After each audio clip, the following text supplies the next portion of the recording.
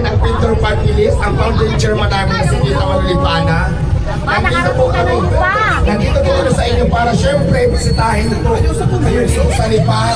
At kami po ang inyong magiging kakampi at magiging nakapagtanggol. At syempre kasama din po natin ang second nominee ng Pintor Party List na taga rito sa Batangas.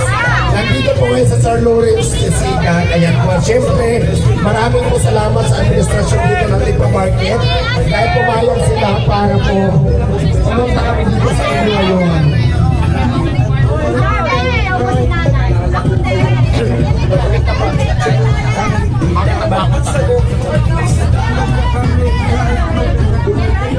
Ayan, magandang hapon po ulit.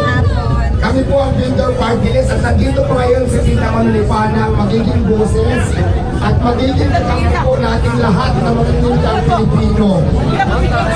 Sige po.